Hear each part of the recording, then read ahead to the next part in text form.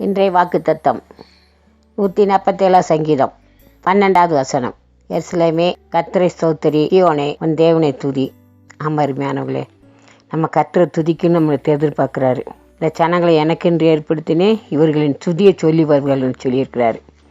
அவர் நம்ம துதிக்கிறது தான் இந்த உலகத்தை நம்ம ஏற்படுத்தி வச்சிருக்கிறாரு. நம்ம செபிக்கிறது இல்லை, துதிக்கிறது இல்லை, நம்ம அசதியாக இருக்கிறோம். நம்ம இப்படி இராதபடிக்கு கர்த்தர் துதிக்க வேண்டும். அதுக்கு தான் இந்த உலகத்தை நம்ம ஏற்படுத்தி வச்சிருக்கிறாரு. துதிச்சா என்ன ஆசீர்வாதம் கிடைக்கும் தெரியுமா? அதில் 147 சங்கீதம் 13வது வசனம். அவர் உன் வாசலின் தாழ்பாடுகளை பலப்படுத்தி உன்னிடத்தில் உள்ள உன் பிள்ளைகளை ஆசீர்வதிக்கிறார். பார்த்தீங்களா? நீங்கள் துதிக்கும் போது உங்கள் பிள்ளைகளை ஆசீர்வதிக்கிறார், பெரிய காரியத்தை செய்வார். நம்ம இன்னைக்கு ஆண்டவர்கிட்ட ஒரு தீர்மானம் பண்ணணும். ஆண்டவரே, நான் எப்போவுமே துதிப்பு, ஆண்டவரே ஸ்தோத்திரம் பண்ணுவேன், எனக்கு உதவிச்சிங்கன்னு சொல்லிங்களா? தூச்சி பாருங்கள், நிச்சயமாக உங்கள் பிள்ளைகளை ஆசீர்வார், உங்கள் வாசல் தாழ்பாடுகளை பலப்படுத்துவார். பண்ணுமா? எங்களான் பாடியை சித்து வழி நடத்துகிற எங்கள் பரலோக பரிசுத்த பிதாவே, நன்றியோடு துதிக்கிறோம், ஸ்தோத்திரிக்கிறோம்.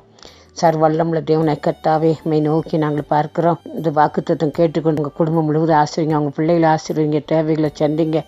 அவங்க பிள்ளைகள் நல்லா படிக்கணும், நல்ல ஞானத்திலையும் பக்தியிலும் கல்வியிலும் சிறந்து வழங்கணும், ஆசீர்வித்து உயர்த்தணும். எல்லாரும் துதிக்கிற மக்களாக மாற்றுங்க, செபிக்கிற மக்களாக மாற்றுங்க, ஆசீர்வித்து உயர்த்துங்க. எல்லா துதிக்க நாமாக்கும் செலுத்துகிறோம்.